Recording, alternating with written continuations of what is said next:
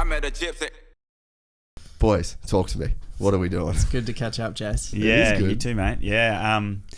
I mean, it's been a wild journey. We were pumped on the AusX Open, obviously, in 2019, and it ended up being a great success. You know, we chatted to you beforehand, and, you know, we had 35,000 people there at Marvel Stadium, and that was epic. But we even leading up to that, for a couple of years, had plans to go international. We'd been looking into it, which I think we spoke about. Yeah.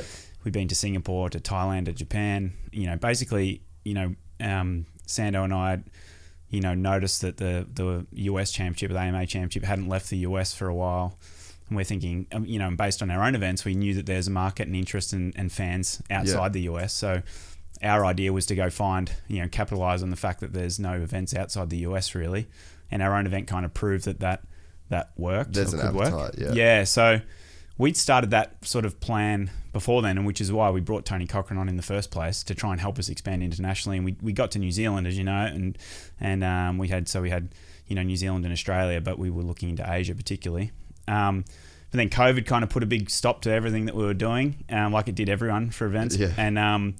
And you know, then soon after all of that, and we were planning to get the AusX Open up, as we, you know, were for 2020 and 2021, but then when Feld announced that they were going to, you know, part ways with FIM on the World Championship rights, we got together with Tony and we're like, man, we got to get after this, because it was the one for us to expand internationally. It was the biggest challenge we had, is what are we going to call it? They've got the World Championship rights. How are we going to do this? Are we just going to call an international championship? FIM Asia Pacific, for example. Yeah. Originally, we were FIM Oceania. That's right. For Yeah. Australia and New Zealand, and then we were going to go for FIM Asia Pacific. Yep. But then that came up in May last year, didn't it? Yeah, and so, you know, pretty much straight away from there, we just got to work.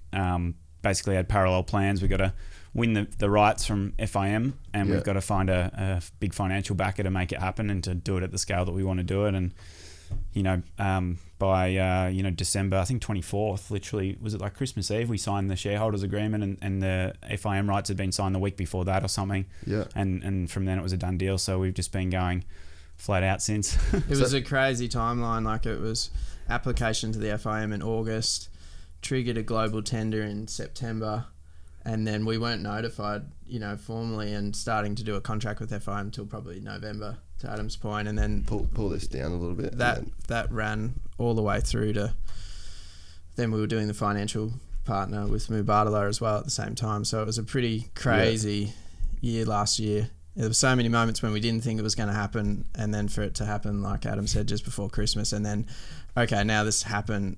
Now we've got to roll this out. And we've got to move now we've got to do everything really we said we were going to do. And now we've got to actually figure it out. So was there other people competing for the license, essentially, to call it the Global Supercross? Like, was there much interest in other parties, or had you guys kind of just like swooped in and just... Well, they did the global tender, the FIM did. Yeah. I think the advantage for us, this whole opportunity has come up because of the pandemic, we believe. And we believe Feld probably looked at the FIM rights potentially as a cost-cutting exercise initially, amongst other issues they would have had that we're not across.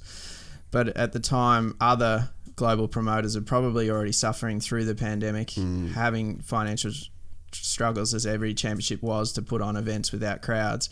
So the timing for us to be a new company with significant financial backing was really unique. And I think for the timing, especially, it was, you know, a great opportunity for us. And then for the FIM, I think because we obviously led with Tony Cochran, he's our president, but we brought other really notable directors on board, with Tom Potter, who's had over 25 years experience in Formula One, and then also Tavo Helmond, who's had a strong relationship with Bernie Eccleston his whole business career. He's been instrumental in the growth of Formula One in the USA with Circuit of the Americas, and also helping with the Mexican GP. He's advised the Miami GP. So we brought on really, you know, really critical directors, and then obviously with Mubadala Capital as well. It's been a very unique proposition, and then with our history and I guess our success with Australia and New Zealand, we were respected from the industry as well, and I think the FIM as well. So it all sort of combined to where we are now, which is really exciting.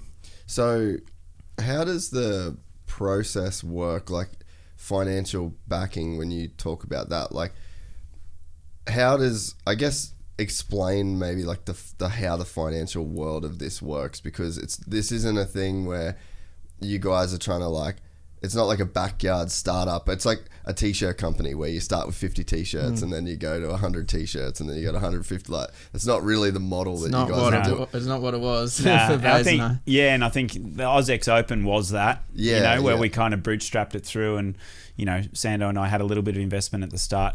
But then we bought out that partner right at the very beginning, and then since it's kind of just bootstrapped along using sponsorship cash flow and get it going. But to your point, you can't launch a global championship. You can't onboard the team, the world-class team that we need, the staff that we need.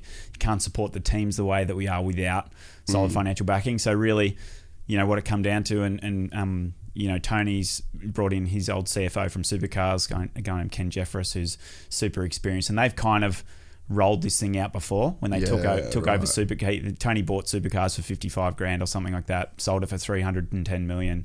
That's insane. But grew that sport and that property, into what it was, into international events and things back in his day. So, really it's kind of like build a financial model and a plan for, long term, multiple years, 5 to 10 years at least for the initial financial model. And, get to work on how we're going to roll this out, how we're going to, attract the teams, we're going to financially support them, and how, it becomes a profitable, enterprise over the next 3 to 5 years, as opposed to, hey, we've got to do event by event, we've got to make money on this one, and that's how we'll fund the next one. Like, you couldn't do a world championship that way. So we sort of learnt how to scrimp and save to get to where we are now, but then we bring in an investor like that, and it's like, okay, now it's time to get the right team. We've hired an incredible team from our COO, who's formerly Nitro Circus. Steve Rogers just joined us. He's amazing. The CFO, Ken, is previously Supercars and IndyCar around that time. Our head of broadcast is amazing. I'm not sure how much we can talk about that yet, but Sando's onboarded. Like, a lot of experience that you couldn't do without sort of enough cash to be able to bring those people on to begin with, and that way we can, hit the ground running straight up. If you enjoyed this content, please like and subscribe. And to listen to the full 3-hour podcast, search Gypsy Tales in your favorite podcast platform or click the link in the description below. Gypsy Gang.